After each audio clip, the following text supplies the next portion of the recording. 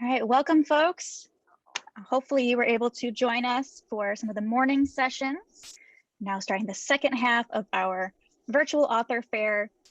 So we try to do the author fair every year. Last year it did not pan out, but we found a way to do it this year. So I thank you all for joining me virtually. Now we are in webinar mode, which means you can see and hear us, but we cannot see or hear you. So you can sit back and relax. You don't need to worry about anything. And if you do have questions throughout the program, you can put them in the chat or the Q&A. The Q&A probably shows up as 2 speech bubbles on your toolbar. If you don't see that, you can click on the button that has 3 dots for more. But you're also welcome to put them in the chat. So we'll have each author speak a little bit about their books and their writing, and then we'll go to a general Q&A session where you can ask questions of specific authors or the group as a whole. So this afternoon, we're talking about writing genre fiction. We've got a variety of different genres here. So I'm going to get started by introducing our first author. Stephen Evans Jordan's fiction is inspired from living overseas, combined with a passion for history. He grew up in the Napa Valley in the 1950s in a family of readers. Conversations often centered on books. Of his parents' gifts, love of literature is his most cherished. Stephen discovered art history at Stanford and considered a career in the arts. He opted instead for international banking with assignments in Southeast Asia and Africa. Tatiana and the Russian Wolves, Stephen's first novel, was published in 2018. His short stories centered in Southeast Asia have been published in Ireland and in online journals. Welcome. Thank you. Thank you very much for the kind introduction. I'm grateful to the Elmhurst Public Library for organizing the virtual author fair. Now I start. Yes. Tatiana and the Russian Wolves, the title of the book, blends historical fiction with romance. It's a family saga that follows the Russian Revolution's reverberations into the 1980s as Alexander Romanovsky confronts his mother's shadowy past in Russia and France and to her suicide in San Francisco. His psychological journey involves 3 primary themes: the plight of Russian emigres, the devastating impact of suicide for loved ones left behind, and family secrets, the painful discovery, and the hopeful reconciliation. Background and inspiration: I was working on a debt relief project at the Central Bank of Tanzania in the early 1990s. Free time is difficult in the third world as there are not really many distractions we take for granted, such as movies, bookstores, concerts, and so on. So I had a computer and started on a novel about Russian emigres that I made up as I typed, and that didn't work. When I returned to Chicago, I started on a detailed outline that went chapter to chapter. That worked better. However, the novel took 20 years to complete. Primarily, it was spending time in drawers or jobs that I took my entire time away. Well, I've never been to Russia. I've read a great deal about Russia and its terrible history. My description of Russia was taken from people, businessmen, tourists who have been there over the years. As you said, I grew up in the Napa Valley. After business school, I took a job with the Bank of America that was headquartered in San Francisco at the time. I found an apartment in the marina and placed Alexander Romanovsky in a building across the street from where I lived for a while. Tatiana walked out of my imagination. As with many aristocrats, she looked down on fellow, well, she held her old title, she was a princess, and manners, and she went to Russian churches. There are a lot of them in San Francisco. And she essentially looked down on them. Some of them were waiters, some of them were tailors, stuff like this. And when I was 13, I saw a film, Anastasia, with Ingrid Bergman and Yul Brynner, that reinforced my interest with Russia and the revolution's victims. In college, I took several Russian history courses and literary courses. I've written a short story about falling prey to a slight depression as a result of a course called Dostoevsky. It was one thick novel per week during a winter quarter. Winter in Palo Alto was not as severe as Chicago by any means, but it was just, it's depressing. You're reading one big, huge novel a day. I've been told several things about it. I blended two genres, romance and historical fiction. The historical fiction, if you know it well, you can just drop the people in there and let them swim along with that period of time and what's going on. Somewhere I've been told that building an audience for fiction is much harder than nonfiction. With nonfiction, the author typically is an academic or a expert in a particular field, and he has essentially an existing following. I'm very interested in World War II, so I read a lot of those books. Somewhere along the way, I've learned that about 97% of first-time fiction writers sell fewer than 1,000 copies. That was a powerful reality check for my marketing effort.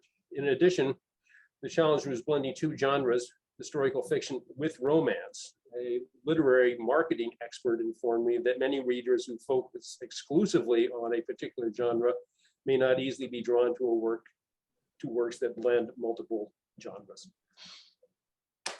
And that's it.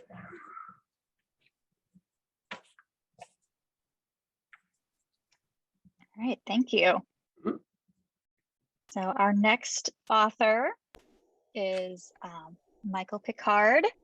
So Mike's writing serves as the bridge between his enthusiasm for technology and his passion for the creative arts. Many of Pickard's short stories have been published, including Hardwired, which won a Ray Bradbury Creative Writing Prize in 2005. His major works include 8 books released between 1998 and 2020. The Gerfnet Chronicles, a science fiction mystery adventure, and his first novel began as a series of letters to his daughter, who spent several summers at overnight camp. One Photo Too Many is his latest work. Strong satire keeps readers grounded and thinking. Pickard has studied writing at the University of Chicago, the University of Wisconsin at Madison, Northeastern Illinois University, and the Science Fiction Novel Workshop at the University of Kansas. He has been a member of several writers groups over the last 15 years and is currently both a member and webmaster of the Chicago area base, the Writers of Glencoe.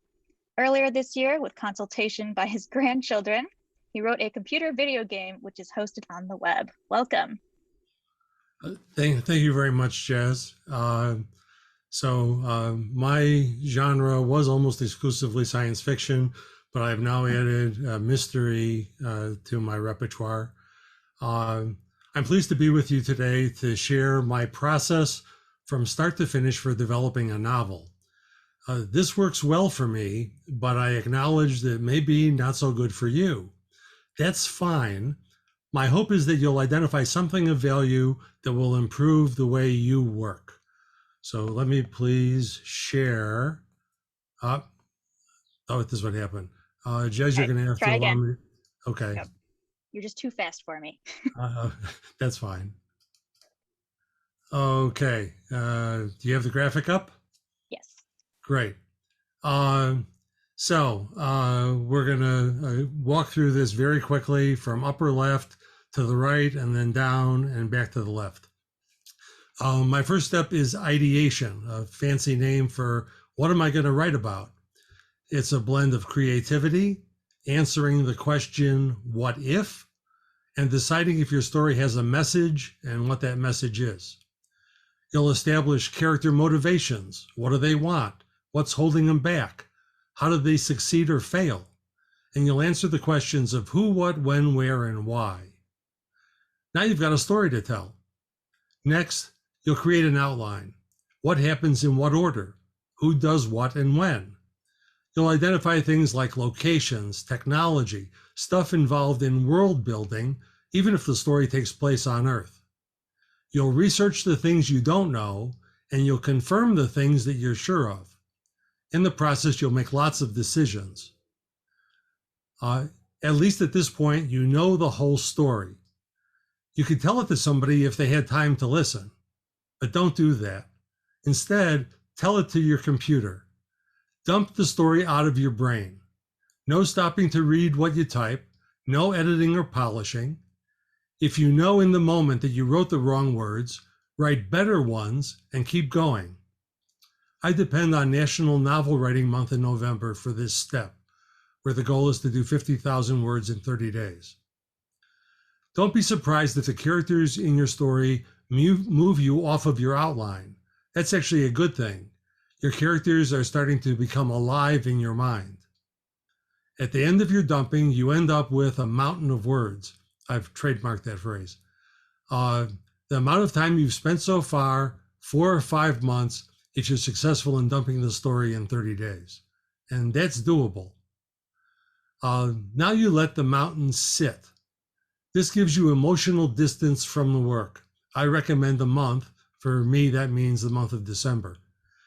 Meanwhile, you work on other stories, perhaps investigate cover art for your masterpiece. After the hands-off period, you read the mountain. You'll be viewing it with fresh eyes. You'll figure out what you've got, you'll identify what's missing, and you'll write those scenes. You'll research things that came up that you weren't prepared for, and you'll make a lot more decisions. No editing yet. Next, chop the mountain up into scenes. You'll need to move the scenes around because they won't be in the correct order. You probably didn't write it in chronological order. Use the outline as a guide, and if the outline is wrong, correct it. You'll need it later during editing. Make sure you save parts of the mountain that you don't use just in case.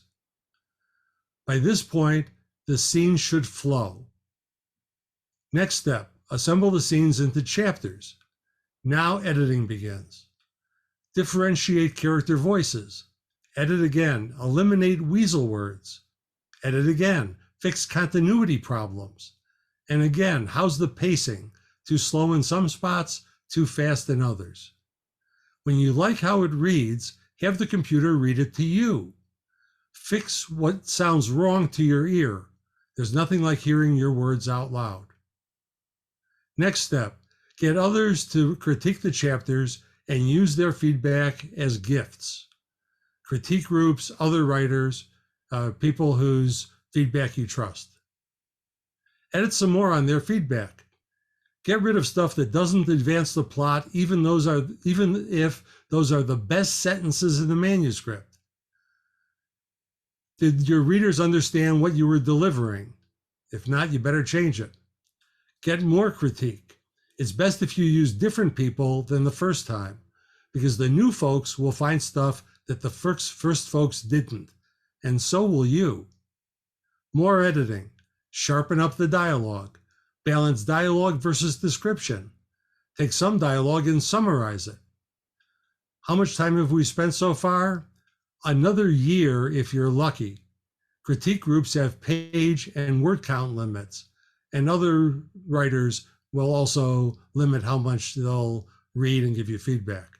So now we're at about 17 months. After all that review, when you're proud of your manuscript, send it out to beta readers. While they do their thing, work on other writing. Maybe finalize the cover, including the back commentary, or plan for your next novel. When the beta reader feedback arrives, treat it like diamonds. More editing, but with a scalpel, not a chainsaw. Use their comments and suggestions as a guide. The manuscript feels like it's just about there. Take a deep breath, one final read through, front to back. Make no changes for change's sake. Have confidence in your work. Finally, with the cover and body complete, you've got a novel ready for release through your favorite service. This is what I've done 8 times. I've got 3 more in the pipeline, and I'd be happy to take your questions later on. Great, thank you. Let's move on to our next authors and we'll come back for questions. So our next author is Georgian Prochaska. Georgian has written 6 cozy mysteries set in small towns. She grew up outside of Chicago and now lives in the Chicago suburbs. As a fan of television mysteries, her writing often draws on dialogue to review clues. She is a member of the Barrington Writers Workshop and belongs to several Bloodhound organizations. Welcome. Thank you. Usually with mysteries, they will follow a formula. Usually it begins with the murder that takes place, and then the detective becomes involved. The detective can either be an amateur or can be someone who's professional. It usually follows a whodunit or why done it kind of pattern. They're usually secondary or third line storylines to keep people involved and suspect who the person is who's the murderer. And usually there's lots of action to help create the suspense. I have a mystery series with two grandmothers, a Vietnam veteran, and a bloodhound. The two women are best friends. One is a retired teacher, the other is a retired baker. And because of their past experiences with people in small towns, they've developed a keen interest in patterns of behavior. So when they do get involved in a mystery, they're able to look at the new people who are coming into the story and see old patterns that give them some clues. Kind of like, I guess, Miss Marple in St. Mary Mead, where she knows all those people in her hometown. Alice is a widow and owns Audrey the Bloodhound, and Lena has been married 5 times. Her current husband is the Vietnam veteran. One reader worried and told me that she didn't think it was a good idea to have these two women looking into murders that take place, because after all, it was none of their business. And Alice would disagree with that totally, because when something has happened, we've all heard the police say, if you know anything, if you've seen something, would you please give us a call? And so the two of the women decide that this is their reason to get involved in murders. It's licensed for them. The murder investigation comes to them in different ways. Sometimes neighbors will say, I know a little something, but I don't want to get the wrong people in trouble. So would you please look into this murder? And sometimes it's just a flat out request from family members saying, you've got to help me. So some of them, I have several mysteries. One of the more recent ones, Murder Comes to the Vineyard, took me to do research in Napa Valley. And there I met some absolutely delightful people who owned bloodhounds and who lived on vineyards. And so that helped give me some background information. But we were on a walk, and the woman I was with her bloodhound stopped us on this walk, and she said, there's our homeless woman. She lives in the vineyard. And I couldn't let that go. She had to become a character in the book, someone who could give some background information. I also listened to my characters as we're going through the story. Lena is rather an earthy character. And so when I was researching for Napa Valley, she said, I want to sing in a biker bar. And so she pulled out all of her bawdy songs, and she appears in the book singing in a biker bar, which turned out to be very advantageous for getting some clues. In Murder Comes to Grindstone, Alice has her grandson living with her in the summertime, and a tornado hits a small town of Grindstone. And so they go over to help rescue people. The bloodhound goes up to one of the houses. The police say, we know that everyone there is out of the house. There is a victim there, but there's no one living in the house. Bloodhound is signaling that there is someone living. The grandson goes charging into the house. He goes down in the basement. He finds 2 little girls who are in a dog kennel with a blanket over the top of them, and he brings them out. And the problem is nobody knows who these children are. And the woman herself, one who's been murdered, doesn't have family in the area, and she's never been married.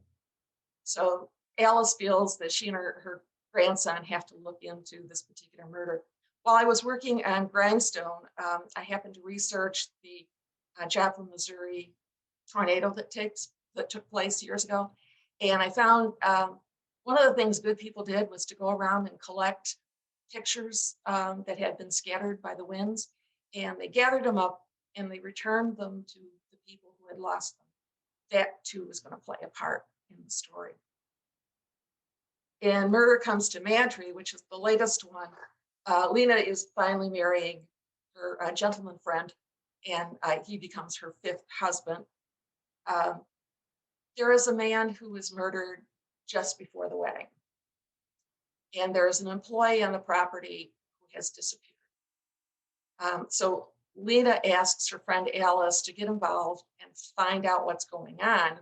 Who has the nerve to get murdered on her wedding day? And the owner of the Madtree Apple Orchard Resort asks to please bring in the bloodhound and find her employee who is missing. And so Alice becomes very, very involved because one of the things they find out right away is that Lena's new husband has some connection to both of these men, the one who's missing and the man who's been murdered. And so then we are kind of often running an investigation. Luckily, all these 2 women have friends that consider themselves a posse and want to help them out and find who the murderer really is. I have to keep in mind that these women are retired and they're in their 60s, and that as I'm writing confrontations that they might have, that there's some things that they just can't do. They can't punch somebody in the face, for example. Audrey the Bloodhound is also something of a, creates her own limitations. She's not like the pointy-eared dogs that are there to growl and bark and bite. Audrey is pretty laid back, and she doesn't go after. She's not a protector. So in Madtree, Alice is kidnapped, and Audrey finds a dried up old orange to play with as the guy who has kidnapped her is threatening her. But Audrey's over there just playing. So that's something of the mysteries that I write and the research that I do going into the stories. I'm just going to do a real quick commercial. On September 12th at Printers Row, I'm going to be at the Chicago Writers Tent from 10 in the morning until 2. Love to see people come out and see me, and we can talk more about bloodhounds and murder. Thank you. Great, thank you. So our last author to round out our panel here, Madeline Van Heck writes dark stories to help women navigate the shadow side of life. A psychologist, former college professor, and author of 2 nonfiction books, Van Heck returned to writing fiction during her retirement years. Her debut novel, Once You Know, is the story of one flawed woman's struggle to survive betrayal and move herself and her family toward healing. Entrada Publishing awarded Once You Know first place in the women's fiction in 2020. Welcome. Thank you. Thanks to the library for sponsoring this event and a chance to hear from other people as well. The story in Once You Know, in a sense, began in the spring of 2019, when it seemed like every other news story was about another woman, part of the Me Too movement, talking about some incident or incidents of sexual exploitation that she had experienced. And I really felt at the time so much respect for the courage of these women for speaking out. And I began thinking about privacy and secrecy and the difference between those, that I think everyone has a right to privacy, but it also seemed to me that it was secrecy that leads to shame. It also struck me how many novels involve some sort of secret. Stephen, you even mentioned, I think, The Secrets of the Family in the comments that you made. So over the years, partly when I was teaching for 15 years and I had student advisees who would confide in me, sometimes friends, relatives confided in me. So I had this kind of set of stories from women that I never wanted to tell because I was concerned about their privacy. But I decided at that point in the Me Too movement that I could create composite characters that would protect the privacy of sort of my sources, and would be able to tell a story that I wanted to tell, which is partly the story of how secrecy leads to shame and misunderstandings and is an obstacle to healing. So in my novel, and Once You Know, it takes place against the backdrop of the Me Too movement. So it does come with a trigger warning that there are references to sexual assault in it that could be troubling to a sensitive reader. But I was trying to capture mostly the kinds of complicated family relationships that make it difficult for people to speak out and difficult for others to truly hear them and accept them and believe them. So my main character, Colleen Moretti, is this kind of fiery Irish Catholic with a temper mother who learns that her husband has betrayed her. And she's in a position where her first impulse, she's kind of an impulsive woman. She's in a position where her first impulse is to consider divorce. But that not only violates her faith, it violates her own belief in forgiveness and the power of forgiveness. She's also caught in the middle because one of her daughters is encouraging her to pursue a divorce, and she knows that would devastate the younger daughter.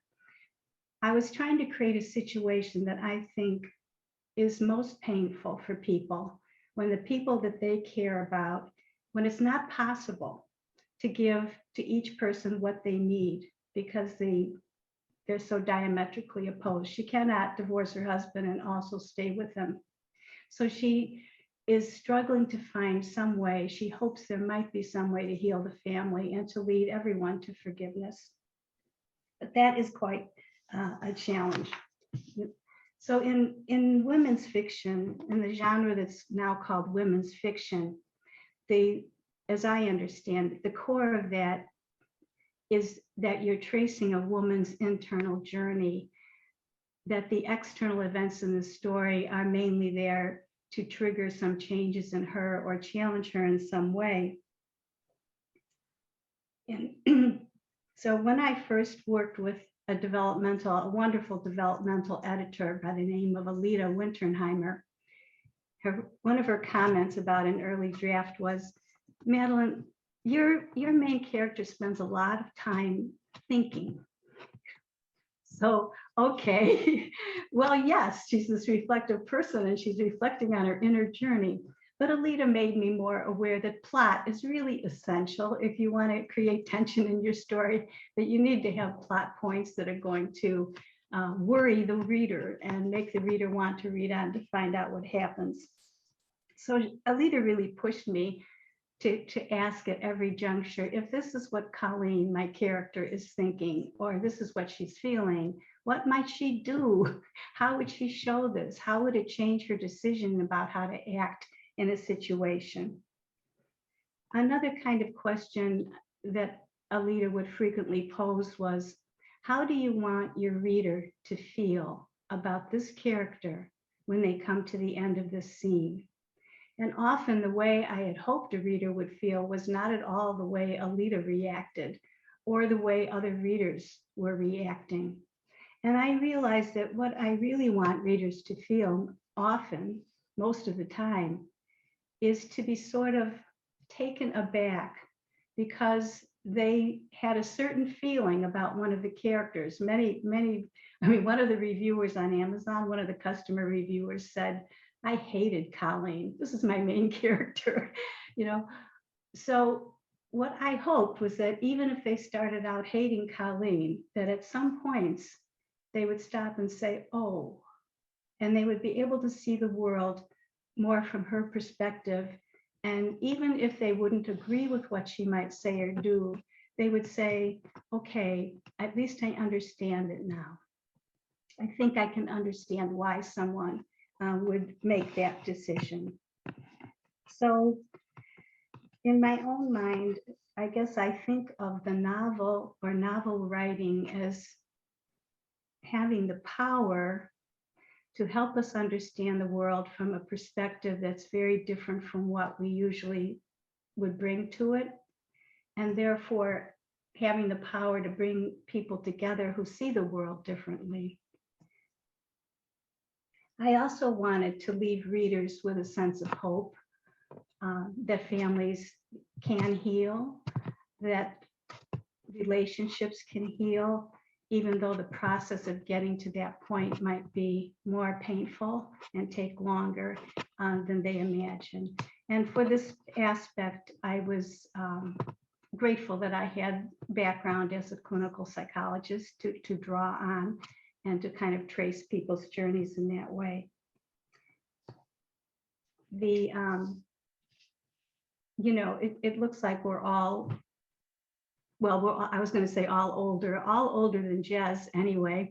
And I think when you come to writing things like this later in your life, and you come with a kind of a different perspective than you might have when you were younger, I think it's very encouraging to see all of us here today, and to realize there are probably lots of older people with these manuscripts, and hope that they too take them out of those file drawers or wherever they are and go back to them. Thanks for the opportunity of talking about my book today. Great, thank you.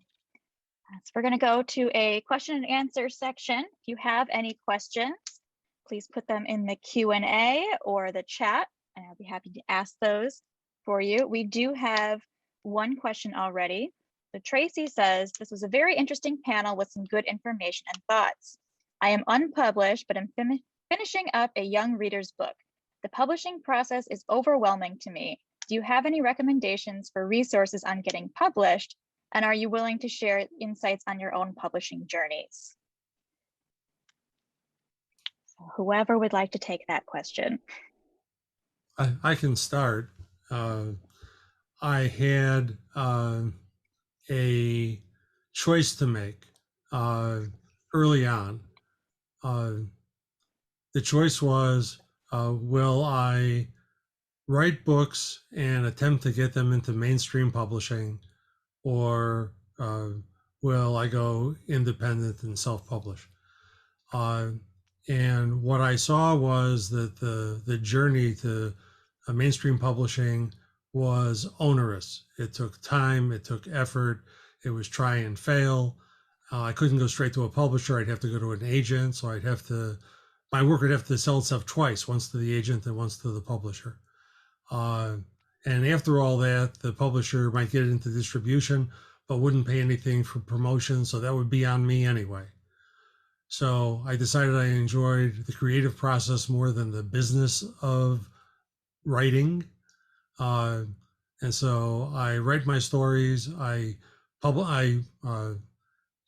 perfect them as best I can with the assistance of all those other resources, the village that I depend on. I put them out and I do the next one. And if people come across them, I need a marketing plan, but if people come across them and read them, they will have a good experience that will entertain them and inform them. And that's what I'm about.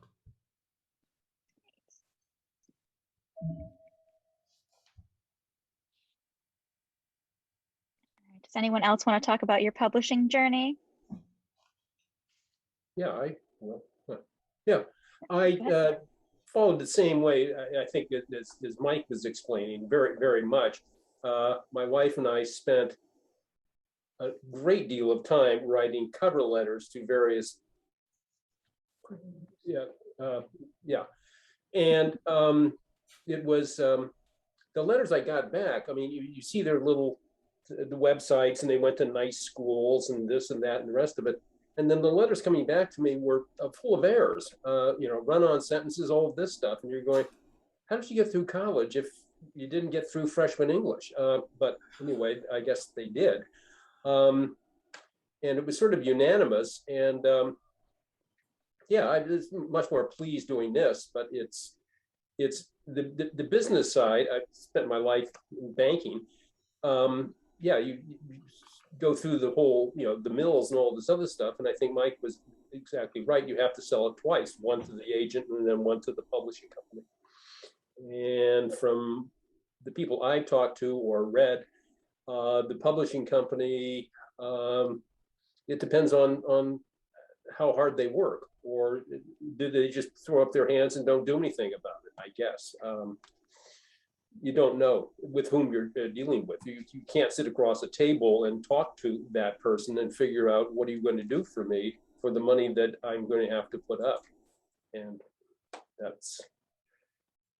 it's tiresome. That's it for me. I would just say, with my 2 nonfiction books, those were published by a traditional publisher. So I had at least a taste of what that was like. In today's publishing world, and I think for 20 years at least, it's, the publisher is going to assume that you are going to do a lot of your own marketing. I had to submit a business plan and show them all the ways in which I was willing and able to publicize my nonfiction books. So given that, and I also learned that most publishers make no money on your books until your 3rd book. So, they're a business. I guess that's what really I realized from that experience. This is a business, and they want to make money. And there's kind of a star model, as there is, I think, in entertainment and music. They're looking for the big hit that will sell, millions of copies. And what they used to call mid-list books are harder and harder to come by. So given that, and the fact that from some other authors I know who have been published, who have done quite well, the publishers are really looking for authors to invest in that will therefore produce, book after book after book. And by the time I got to the age of wanting to go back to fiction writing, there was no timeline there. It would be ridiculous. I wouldn't pick me to support, and say, well, maybe by her 4th book, she'll start really, where am I going to be by my 4th book if I'm even able to still be writing at that point? Who knows? So I kind of, I agree with what's been said. I think that depending on other factors, it makes perfect sense to choose indie publishing. And there are so many more resources to help you do that. It's so much easier with things like Amazon now to distribute, all that sort of thing. But it also is a tremendous amount of work. So my advice would be, if you're younger than me anyway, and you're trying to make that decision, there are tons of articles and books about that very thing. And I would look into that and read more, because to me, that's that first fork in your road. You're going to choose either independent or traditional publishing, and read what you can to help you make a wise decision. I talked to an agent one time, and she said that it just kind of breaks her heart that manuscripts come across her desk and there are these fabulous things that people have written, and yet she has to turn them down because she knows they don't have the platform in place. They don't know a lot of people, and a lot of people don't know them. And so independent is a really nice way of going, because there's so many things about how many books you need to sell that first year if there's going to be a 2nd book. Mm-hmm. And most people can't make that number. When I knew someone whose novel had won Best New Novel with a Hemingway Award, and she got an agent, and the agent could not place her book after winning that award, reality struck. Yeah, because it's really 3 people. You're selling it. You're trying to sell it to the agent. The agent has to sell it to the editor or whomever at the publishing house, and that person has to sell it to the marketing team at the publishing house, that they can sell enough to make this worthwhile. So yeah. Thank you. If you are interested in traditional publishing, the workshop that is happening actually right now is on how to get published. We are recording all of our workshops, so it will be available on our YouTube channel, hopefully beginning of next week. Depends on how quickly I can edit. But that will be available and you're welcome to watch that. And the author who is leading that, RJ Hoffman, also has another session this afternoon at 2:30 to talk about his new book, Other People's Children. You can probably ask him a couple questions then also. We've got a couple other questions here. Mike, can you tell us a little bit about your experience with Nanowrimo? Sure. So my local library got me aware of National Novel Writing Month. I hadn't heard of it. And I thought it would be a brilliant way for me to very quickly create a mountain of words from which I could then edit and create a novel. It added participating in it back when we could actually be in the same room together. It added humanity to the writing process. So instead of being in my office alone, staring at a screen, I was in a room with a bunch of people who shared the same passion. And we would have side chats and chew on munchies and have contests who could write more words in 5 minutes than anyone else, and sprints. And all of that made it feel like I was part of a community. And writing up to that point had not felt like a community. So I've been an avid NaNoWriMo participant for 8 years. I've done 50,000 plus words in 7 of those 8 years. The 1 year I decided to be a pantser instead of a planner. It all fell apart because instead of dumping the story from my head, I was sitting there trying to make decisions about what I was going to write. And if the goal is quantity and not quality, then the critical success factor is planning out, knowing what the story is, having it in your head and your heart, and on November 1st, telling the computer what that story is. And you can do 50,000 words in a month. That is not difficult if you don't start editing in the middle and getting in your own way. Yeah, I would completely agree. It sounds like a lot, but if you can just keep getting the words out instead of stopping to plan everything, it can be done. One of our earlier workshops was actually led by Tim and Sam, who are the municipal liaisons for NaNoWriMo for the Chicagoland area. They're also in charge of the Writing Journey, which is a year-round writing group. Most of the people who are part of the same NaNoWriMo group. A few of you mentioned that you are also in writers' organizations or writing groups. What kind of benefits do you get from that? Why are you interested in these groups? Well, the obvious one for me is I get critique there. Those are the first people who see the work that I've attempted to craft, and God bless them, they show me all the things I get wrong. So if not for them, I'm not sure I'd be able to. In fact, I'm sure I would not be able to execute the process. I like the writing group because I think I'm making a great point, where I think I have a great description. And then after they've read it and they start commenting on it about what they're seeing and what they're reading, I'm realizing I'm not getting across at all. And so it's a chance for me to go back and clean something up, because if a reader is not picking up what I intend, that's my fault. I need to go back and clean up what I've been doing.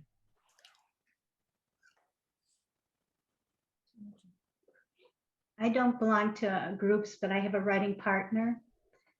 I mean, I do have people that I have read the manuscript and give me feedback once it's done, of at least one version, mostly complete. But it's my writing partner and I that really do a lot of critiquing much earlier on, and I find that really helpful.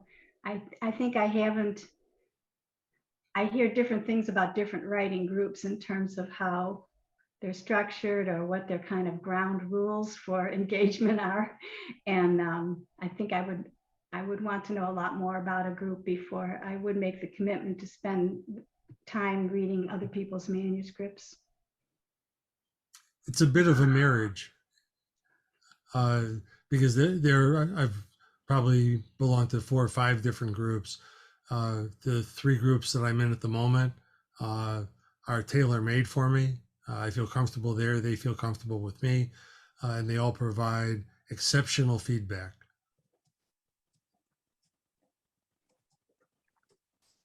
Georgiann, can you share with us again the information about Printers Row? Printers Row is going to be September 12th at the usual place, the Chicago location. I'm going to be there Sunday morning from 10 until 2. Okay.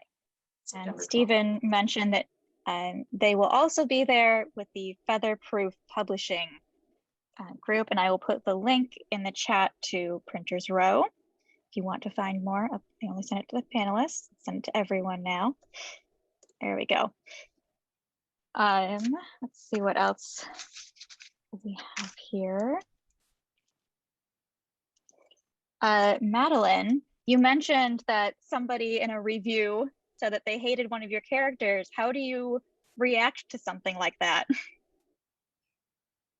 Well, I was surprised because I thought that even people who were awfully frustrated with Colleen, I was pretty frustrated with her myself, often in the writing, but that they would also be able to have a little bit more empathy for him.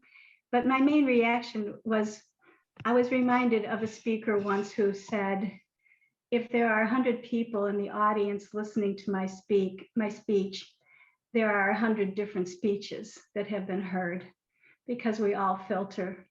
And so that was my main reaction was once you know, it's not everyone's cup of tea. Another person, a friend who read it said to me, this is a wonderful story about a terrible subject. And so, this is difficult material and for many people, very emotional material. So I kind of chalk up the intensity to that fact, and it's reasonable to me that some people will react quite intensely. I met with a couple Readers Club groups who had read my book, and I met with them on Zoom, and I was very aware then of how intensely some people would react to the story and to the quandary that Colleen faces. So it's very interesting.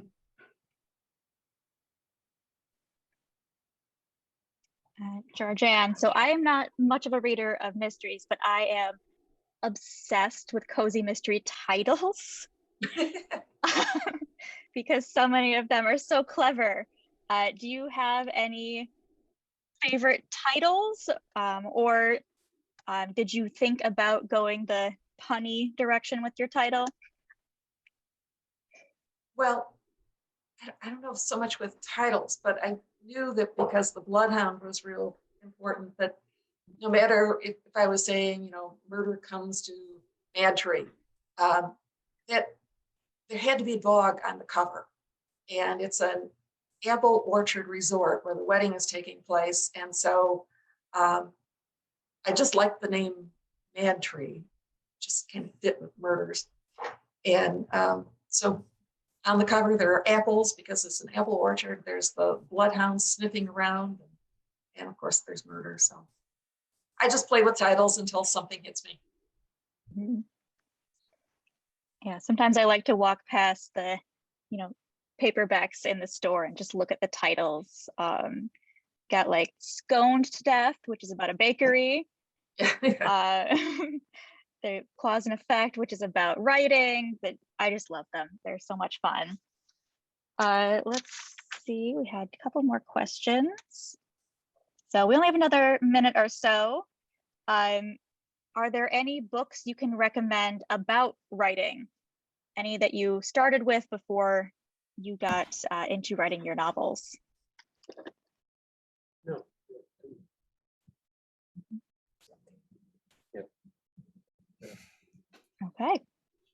I just think that if people are writing, they need to do a lot of reading in whatever area they're thinking that they would like to write, you know, whether if they need to read a lot of history, to write a lot of history. I think that's probably the best place to start. All the other rules and regs, all those rules and regs get broken at some time anyway. So just work with what you love. I do think there are some books out there that are more, that offer more exercises, for want of a better word, like something like imagine that your character is in this well-appointed room with a grand piano and a beautiful picture window and suddenly picks up a chair and throws it through the window and smashes it. Why might they do that? And it's sort of silly, but it's fun. And it's, so there are these different, you know, kinds of exercises to help you develop your characters as well as plot. And I'm, other than my writing coach, whose name is Alita Winternheimer, she has some books, and her book on character is what led me to discover her. But I wish I could, honestly, I can't bring to my mind right now some of the other books on writing that I've read, but I really have found them most helpful. But I do agree, Georgiann, that read deeply and widely in the genre that you're writing in and that you love is that without which. Thank you. Unfortunately, we do not have time for all of our questions, but you can find out more about the authors and reach out to them at the main author fair page, which is elmlib.org/authorfair. That is also where you will find the links to our later sessions. So after this, we have a session on writing poetry. And we also have a workshop on original writing, how to avoid cliches. I also put Mike's email in the chat there. He asked that I share that. So if you want to reach out to him, you can do so directly. And thank you all for telling us about your books and your experiences and spending some time with us this afternoon. Thank you. Thank you. All right, Bye. thanks everyone. Hope to see you all at the next session.